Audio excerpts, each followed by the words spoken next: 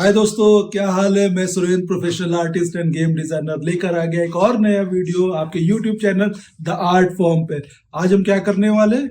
आज हम कुछ स्पेशल करेंगे, बट उसके लिए आपको चलना पड़ेगा मेरे डेस्कटॉप पे। तो चलते हैं डेस्कटॉप पे। तो दोस्तों, आज हम बनाने वाले हैं क्यूट सी कैट। इस क्यूट सी कैट बनाने के लिए हमें क्या क्या इंग्रेडिएंट चाहिए होंगे, क्या प्रोसीजर होगा, क्या प्रोसेस होगा, किन किन चीज़ों की हमें ज़रूरत पड़ेगी, वो सब आज मैं आपको बताने वाला हूँ। तो स्टे ट्यून्ड विद अस। तो कैट बनाने के लिए हमें सबसे पहले एक रेफरेंस लेना होगा कैट का। जो जैसा भी पोज आप बनाना चाहते हैं वैसा आप कैट का रेफरेंस आप ले सकते हैं गूगल से या किसी भी वेबसाइट से।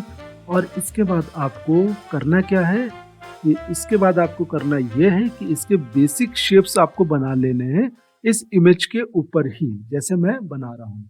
तो पहले मैंने एक हेड का सर्कल क्रिएट कर लिया, देन इसके बाद मैंने इसके बैक पार्ट का मैंने सर्कल क्रिएट कर लिया, फिर मैंने सबसे लास्ट पार्ट का मैंने सर्कल क्रिएट कर लिया।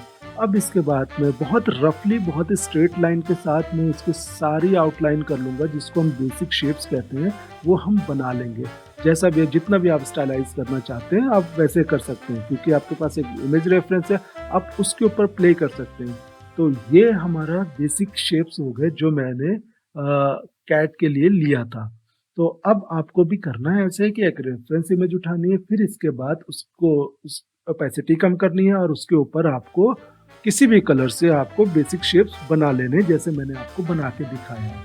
तो जब हम बेसिक शेप्स बना लेंगे, इसके बाद हम क्या करेंगे? इसके बाद हम वही करेंगे जो हम हमेशा करते हैं, मीन्स की एक हल्की सी आउटलाइन क्रिएट करेंगे, जिसको हम स्क्रबल कहते हैं।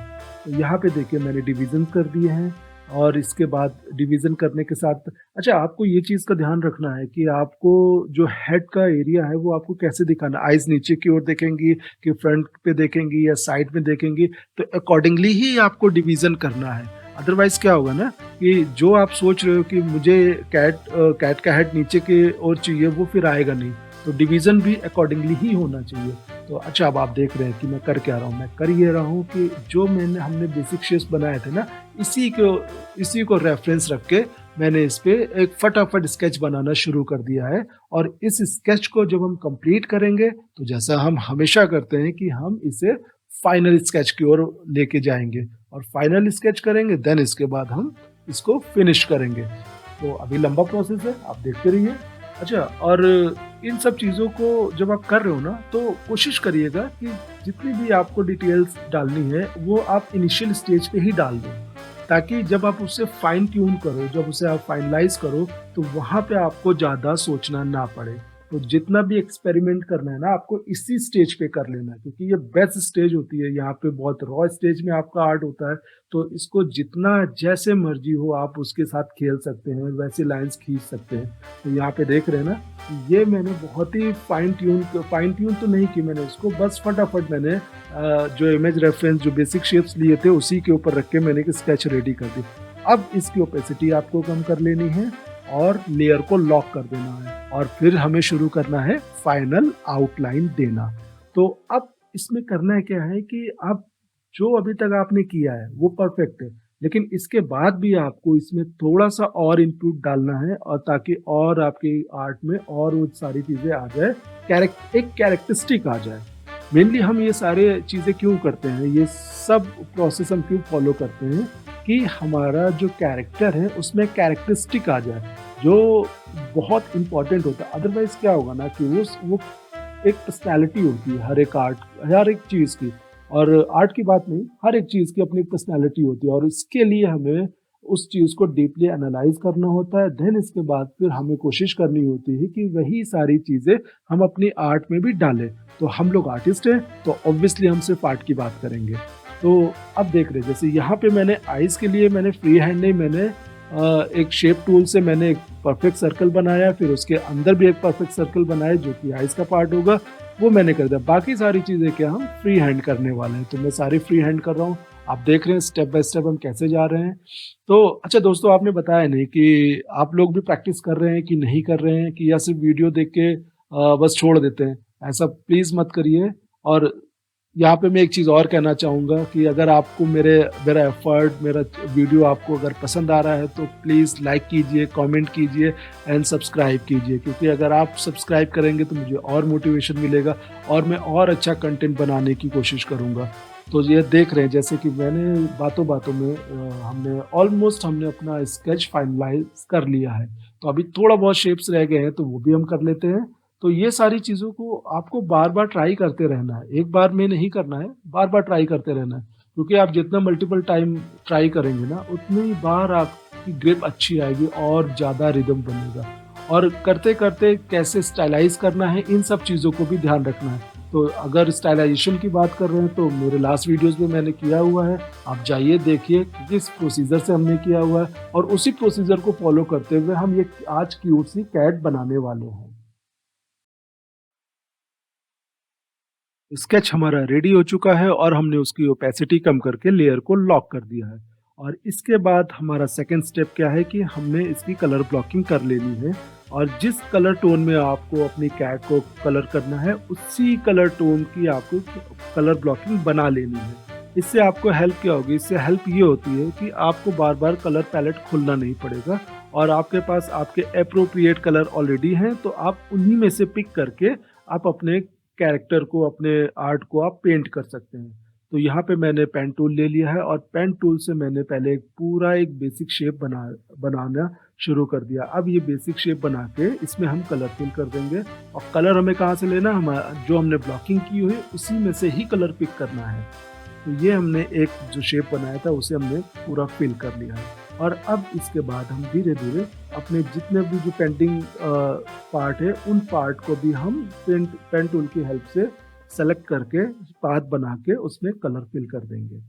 तो कलर फिल करने के बाद आपको पता ही है क्या करना है, आपको फिर एक दूसरी लेयर सेलेक्ट करनी है और बाकी के पार्ट्स जो इसमें आपको हाइलाइट्स देने हैं, उनको आपको अलग लेयर पे ही करना है। अलग लेयर पे क्यों करना है? क्योंकि अलग लेयर पे करने का फ़ायदा ये होता है कि आपको जब भी अपनी आर्ट को एडिट करना होगा, तो आपके लिए बहुत ईज़ी हो जाएगा।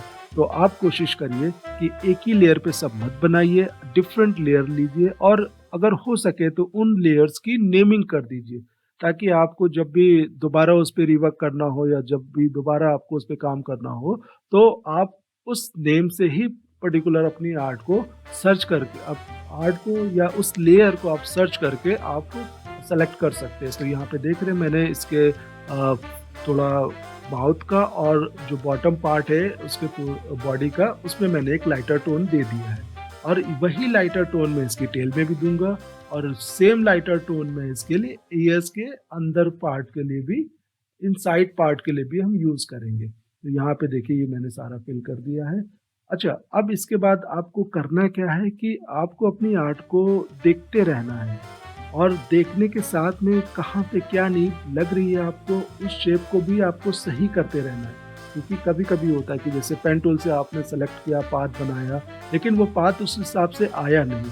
तो ये भी सारी चीज़ें आपको देखते रहना है। जैसे देखिए मैंने ऊपर का पार्ट बनाया, नोज़ के ऊपर का पार्ट बनाया, बट अभी भी स्टिल वो चीज़ें नहीं आ रही। तो मैं अभी इसको यहाँ पे छोड़ दूँगा और मैं बाकी के पार्ट्स को कंप्लीट करूँगा और उससे जब हम फाइनल शेड करेंगे, वहाँ पे हम उस इश्यू को हम एड्रेस कर लेंगे। तो यहाँ पे मैंने आईज़ के अंदर का पार्ट दे दिया है, अब आई बॉल पे भी कलर मैंने डाल दिया है, थोड़ा ग्रीनिश लिया है। ग्रीनिश क्यों लिया है? क्योंकि इस पे मैं जब ब्लैक से थोड़ा-सा शेड्स मारूँगा, तो वो शेड्स काफ़ी अच्छा आएगा। तो अब माउथ का पार्ट है, माउथ के पार्ट में मैंने थोड़ा डार्कर टोन डाल दिया है। तो ये सारी चीज़ें डालने के साथ में आपको देख रहे होंगे कि आपकी आर्ट में डेप्थ आनी शुरू हो जाती है। ये सारी चीज़ें आपके आर्ट के लिए बहुत ही इम्पोर्टेंट वाइटल इंग्रीडिएंट्स हैं जिन्हें आपको मिस नहीं करना है। तो जब भी आप अपनी आर्ट बना रहे हो तो इन सब चीज़ों का आप बिल्कुल ध्यान रखें, क्योंकि यही सारी चीज़ें आपकी आर्ट को ब्यूटीफुल बनाती हैं। और क्योंकि आप आर्ट कैसी बना रहे हैं इस पे बहुत डिपेंड करता है कि अगर आप क्यूट आर्ट बना रहे हैं तो ऑब्वियसली आप सारी चीज़ें सॉफ्ट रखेंगे, सारे ब्रशेस आप सॉफ्ट यूज़ करेंगे, कलर टोनिंग आप सॉफ्ट यूज़ करेंगे। तो ये सारे इंग्रेडिएंट्स हैं जब आप कोई भी क्यूट कैरेक्टर डिज़ाइन कर रहे होते हैं, कलर कर रहे होते हैं, उस पे शेड करना होता है आपको। तो ये सारी चीज़ें आपको थ्रू आउट यूटिलाइज़ करनी होती है, माइंड में रखना होता है और अकॉर्डिंगली ही अपनी आर्ट को पेंट करना होता है। तो हाइलाइट्स भी आपको देते रहना है, डार्क टोन भी आपको देते रहना है और ये सारी चीज़ें आप कर जब तक आप करेंगे नहीं, आपकी आर्ट अच्छी बनेगी नहीं।